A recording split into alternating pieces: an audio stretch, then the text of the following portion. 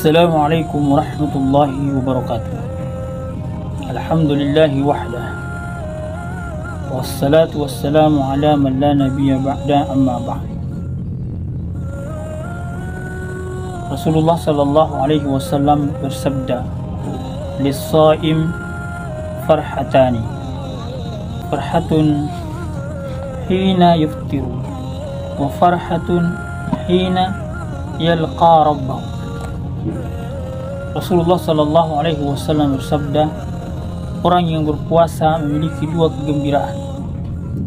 Kegembiraan tatkala berbuka dan kegembiraan tatkala berjumpa dengan Rabbnya. Dua kegembiraan ini adalah didapat di dunia tatkala berbuka puasa, dan yang didapat di akhirat tatkala berjumpa dengan Allah Subhanahu wa taala. Sabda Rasulullah SAW, orang yang berpuasa memiliki dua kegembiraan. Ungkapan ini menunjukkan bahwa yang benar-benar bisa meraih dua kegembiraan yang akan disebutkan kemudian adalah orang yang berpuasa dengan ikhlas dan sungguh-sungguh di dalam ibadahnya itu. Artinya yakni puasa tidak hanya sekedar puasa untuk meninggalkan pembatal-pembatal puasa, lalu bebas melakukan maksiat ataupun perbuatan sia-sia yang tidak bermanfaat di siang hari puasa. Walaupun maksiat dan perbuatan sia-sia ini tidak membatalkan puasa, namun ia bisa menghilangkan atau mengurangi pahala puasa. Oleh karena itu, jenis orang yang seperti ini sudah disinggung sendiri oleh Rasulullah sallallahu alaihi wasallam hadis, "Man lam yada' qaula az-zuri wal 'amala bihi falaysa lillah hajatun fi ay yada' ta'amahu wa syarabahu." Rasulullah sallallahu alaihi wasallam, siapa yang tidak meninggalkan perkara dusta, yakni dosa, dan perbuatan dosa, maka Allah tidak butuh dengan amalnya, Allah tidak butuh dengan puasanya yang meninggalkan makan dan minumnya. Ini adalah isyarat dari Rasulullah sallallahu alaihi wasallam agar supaya kita serius dalam berpuasa. Jadi disebutkan orang yang berpuasa itu memiliki dua kegembiraan. Kegembiraan yang pertama adalah kegembiraan tatkala berbuka. Para ulama banyak menyatakan tentang alasan kenapa seseorang yang berpuasa harus merasa gembira dengan dekatnya atau tibanya waktu berbuka. Di antara alasannya adalah yang pertama, sebagai bentuk rasa senang dan bahagia atas sempurnanya ibadah puasa dalam hari itu, dan bahwa ia tidak melalaikan puasanya tersebut. Alasan yang kedua, sebagai rasa senang akan berbuka dan menyantap makanan iftar. Hal ini telah dilarang tentunya, bahkan dibolehkan. Sebab ini merupakan fitrah manusia yang apabila telah lama tidak menyantap makanan atau minuman, tentunya ia akan bergembira bila makan dan minum tersebut akan segera dilakukan, akan segera dikonsumsi. Apalagi bila perutnya dalam keadaan lapar dan kerongkongannya dalam keadaan haus. Sebab itulah tidak aneh bila lafal doa ketika berbuka, setelah kita berbuka, meneguk air atau mendahului dengan makan kurma, lalu kita membaca dhahaba dhama wa batallatil uruq wa sabatal ajru insyaallah. Telah hilang dahaga, urat-urat leher telah basah, dan telah diraih pahala di sisi Allah Subhanahu wa taala insyaallah.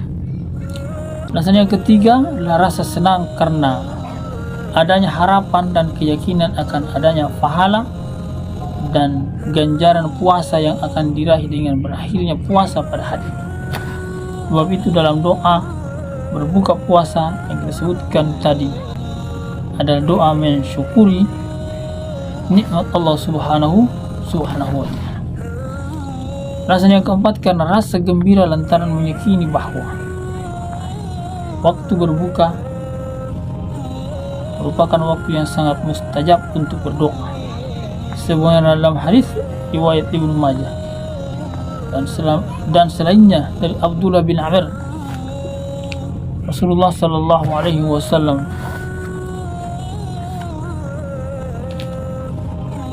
bersabda, "Lis-shaim 'inda fitrihi da'watun la turad." Bagi orang yang berpuasa ketika berbuka memiliki doa yang tidak tertolak. Da'watun la turad. Walaupun hadis ini memiliki sisi dhaif, namun tetap disunahkan bagi orang yang berpuasa untuk memperbanyak doa, karena doa disunahkan dalam waktu kapan, di mana saja kita bisa melakukannya, termasuk di dalam bulan Ramadan ketika setelah berbuka puasa. Dan tentu kita berharap agar supaya doa kita dikabulkan oleh Allah Subhanahu wa taala. Sebagaimana firman Allah Subhanahu wa taala di dalam Al-Qur'an surah Al-Baqarah ayat 180. Wa idza sa'alaka 'ibadi 'anni fa inni qarib ujibu da'watad da'i idza da'ani. Dan apabila hamba-hambaku bertanya kepadamu tentang aku, maka katakan, jawablah bahwasanya aku adalah dekat. Aku mengabulkan permohonan yang berdoa apabila ia memohon kepadaku. Ayat doa ini terdapat dalam redaksi ayat-ayat puasa yang menunjukkan pentingnya doa ketika menjalankan ibadah puasa, khususnya di bulan Ramadan, puasa Ramadan, dan telah dibahas secara panjang lebar dalam pembahasan kita sebelumnya. Dalam Fathul Bari, Al-Hafiz Ibnu Hajar Al-Asqalani rahimahullah menyebutkan bahwa kegembiraan ketika berpuasa memiliki dua hukum, yakni bisa mubah dan bisa sunnah. Kegembiraan yang mubah adalah kegembiraan yang muncul dari tabiat fitrah manusia, yaitu ingin segera makan dan minum, sebagaimana yang disebutkan dalam poin penjelasan kita yang di atas tadi. Adapun bila alasan kegembiraannya adalah yang pertama, ketiga, dan keempat yang disebutkan di atas, maka hukumnya adalah sunnah, serta kegembiraan tersebut akan diberikan ganjaran tersendiri oleh Allah Tabaraka wa Ta'ala. Lalu sekalian yang dimuliakan Allah SWT, kegembiraan yang kedua adalah kegembiraan tatkala berjumpa dengan Allah Subhanahu wa Ta'ala. Tentunya seorang muslim yang benar-benar menjalankan ibadah puasa dengan sungguh-sungguh dan ikhlas akan mendapatkan ganjaran pahala dan ridho Allah Subhanahu wa Ta'ala. Sebab itulah tidak aneh kalau ia akan berjumpa dengan Allah Subhanahu wa Ta'ala di akhirat kelak nanti dengan rasa gembira dan ceria. Kenapa? Rasanya pertama, ia bergembira karena akan menyaksikan dan mendapat pahala dan ganjaran puasa yang Allah Subhanahu wa Ta'ala khususkan padanya, dan dia yang akan langsung menyerahkan pahala tersebut kepada orang-orang yang berpuasa. Allah Subhanahu wa Ta'ala berfirman dalam hadis qudsi, kullu amali ibni adam lahu illa as-sawma fa innahu li wa ana ajzi bih. Setiap amalan manusia adalah untuknya kecuali puasa, sebab ia hanya untuk aku, kata Allah Subhanahu wa Ta'ala, untukku dan akulah yang akan memberikan ganjaran padanya secara langsung. Para ulama telah memberikan penjelasan makna redaksi hadis yang kita sebutkan tadi di atas. Ia hanyalah untukku,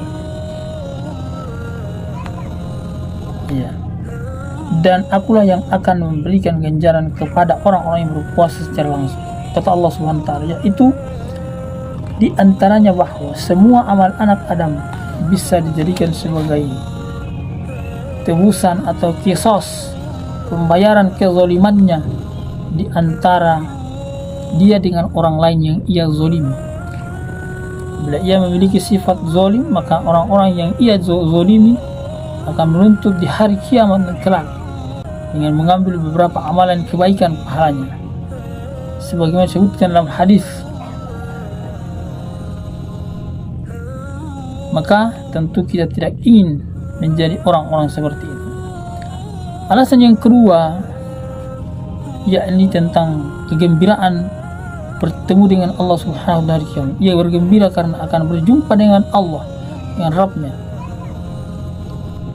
untuk mendapatkan derajat yang tinggi di hadapan Allah Subhanahu wa taala karena adanya pahala dan ganjaran puasa serta kesabarannya di dalam menjalankan ibadah puasa. Alasan yang ketiga adalah ia bergembira karena mengingat nikmat Allah Subhanahu wa taala dan taufiknya Subhanahu wa taala atas dirinya tatkala di dunia dalam keadaan sukses menjalankan ibadah puasa sehingga mendapatkan ridho dari Allah Subhanahu wa taala, sehingga mendapatkan derajat orang-orang yang bertakwa itu. Karena itu bagi orang-orang yang berpuasa adalah dua kegembiraan itu yang akan diperoleh. Farhatun hina yuftiru wa farhatun hina yalqa rabbi. Atau dalam redaksi hadis yang lain adalah farhatun yuftiru wa farhatun hina yuftiru wa farhatun hina inda liqa'i rabbi, yang pada dasarnya substansi dari hadis yang kita sebutkan atau kita jelaskan pada kesempatan ini adalah kegembiraan orang-orang yang berpuasa ketika dia berbuka, pada saat dia hidup di dunia, dan kegembiraan ketika dia berjumpa dengan Allah Subhanahu wa taala di akhirat kelak nanti. Semoga bermanfaat. Subhanakallahumma rabbana bihamdik, nasyhadu an la ilaha illa anta, nastaghfiruka wa natubu ilaik.